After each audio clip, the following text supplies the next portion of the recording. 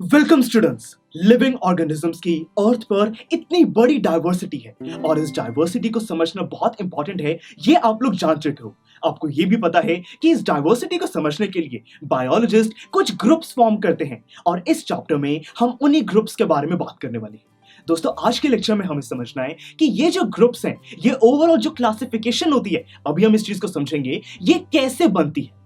अब दोस्तों, उसके लिए एक छोटी सी एक्टिविटी परफॉर्म करते हैं। देखिए, इमेजिन करो कि दोस्तों यहाँ पे जो फर्स्ट पर्सन है वो आप हो और सेकंड पर्सन आपका फ्रेंड है। अब अगर मैं आपसे एक क्वेश्चन पूछूं कि क्या आप दोनों सिमिलर हो, क्या मैं आप दोनों को एक ग्रुप में प्लेस कर सकता हूं? आप लोग कहोगे कि नहीं, आप दोनों तो काफी डिफरेंट है। जो आपका फ्रेंड है उसका हेयर स्टाइल डिफरेंट है, बोलने का थोड़ा तरीका डिफरेंट है, पढ़ाई में वो अलग तरीके से परफॉर्म करता है, स्पोर्ट्स भी वो शायद आपसे बेटर खेलता है। तो मतलब कि हम कह सकते हैं कि आपके और आपके फ्रेंड में तो काफी ज्यादा डिफरेंसेस हैं। ठीक है, मान लेते हैं। अब ऐसा करते हैं, यही कंपैरिजन एक मंकी के साथ करते हैं।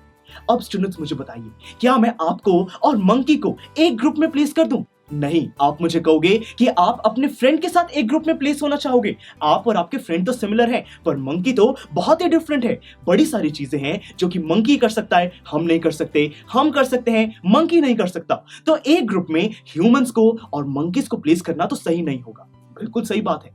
अब ऐसा करते हैं, यही कंपैरिजन हम एक काऊ के साथ करते हैं। अब दोस्तों, मुझे बताइए कि क्या मैं आपको और काऊ को एक ग्रुप में प्लेस कर दूं? नहीं, आप मुझे कहोगे कि मंकी और आपको एक ग्रुप में प्लेस कर दिया तो वो शायद ठीक भी है, क्योंकि मंकी और आप में काफी ज्यादा सिमिलैरिटीज भी हैं। कहीं ना कहीं आप दोनों के हैंड्स हैं, लेग्स हैं, काफी सारी चीजें आप दोनों परफॉर्म कर सकते हो, और काऊ तो बहुत ही डिफरेंट है।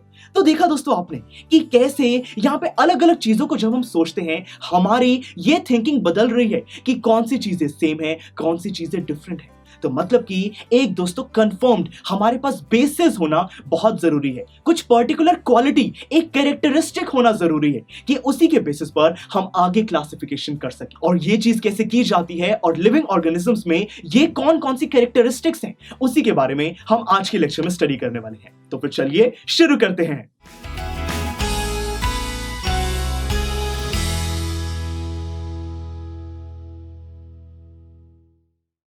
तो स्टूडेंट्स, बहुत टाइम पहले एक ग्रेट ग्रीक फिलोसोफर थे जिनका नाम था एरिस्टोटल। उनके माइंड में भी यही क्वेश्चन आया कि इतने सारे जो लिविंग ऑर्गेनिजम्स हैं, इनको ग्रुप्स में कैसे डिवाइड किया जाए। तो उन्होंने कहा कि बहुत ही आसान है। सिंपली जहां पर भी ये लिविंग ऑर्गेनिजम्स रहते हैं, उनके हैबिटेट के बेसिस पर हम इनको डिवाइड कर देते हैं कि कुछ लिविंग ऑर्गेनिजम्स हैं जो कि लैंड पर हैं, कुछ वाटर में, कुछ एयर में। अब दोस्तों, सुनने में तो ये काफी आसान लगता है, पर ये काफी मिसलीडिंग है। सोच के देखिए दोस्तों, लैंड पर हम ह्यूमन बींग्स भी हैं, टाइगर भी रहता है, एक छोटा सा चूहा माउस भी रहता है, बड़े सारे प्लांट्स भी हैं, एप्पल ट्री भी है। तो सोच के देखिए दोस्तों, कोई माउस, टाइगर, हम ह्यूमंस और एप्पल ट्री, ये सारे एक ही ग्रुप में होना, ये तो काफी अजीब बात है, सेंस नहीं बनती। तो इसीलिए ये वाली जो क्लासिफिकेशन है, ये तो काफी मिसलीडिंग थी। इसीलिए जितने भी साइंटिस्ट हैं, बायोलॉजिस्ट हैं, उन्होंने बहुत रिसर्च करना शुरू किया।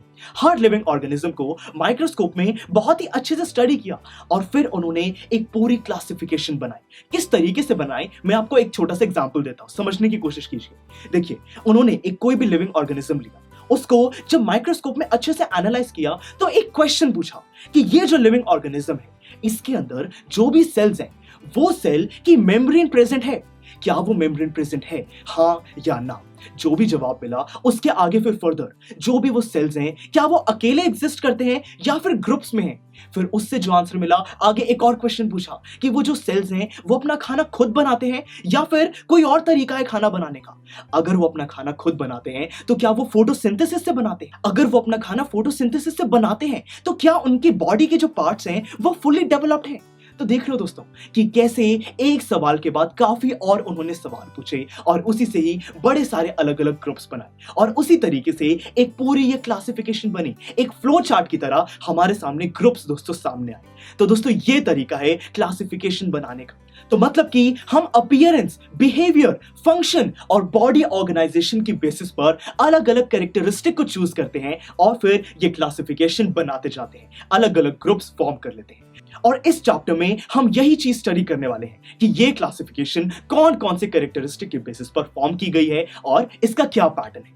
अब दोस्तों ये क्लासिफिकेशन किस बेसिस पर की जाती है ये आपको समझ आ गया, और दोस्तों इसमें एक पैटर्न छुपा हुआ है। एवोल्यूशन और क्लासिफिकेशन का एक बहुत ही इंटरेस्टिंग पैटर्न है, उसी को हम नेक्स्ट लेक्चर में पढ़ेंगे। तो फिर चलिए मिलते हैं अगले लेक्चर में। आई एम श्योर स्टूडेंट्स आपको ये लेक्चर बहुत ही पसंद आया होगा। तो अगर आप अपने हर कंसेप्ट को इतने ही मजेदार और इंटरेस्टिंग तरीके से क्लियर करना चाहते हैं तो डाउनलोड कीजिए हमारी PuStack ऐप, जहां पर आपके लिए और भी बहुत सारे ऑप्शंस अवेलेबल हैं, जैसे कि sample papers, back exercise solutions, written answers and much more. So what are you waiting for? Download the app now.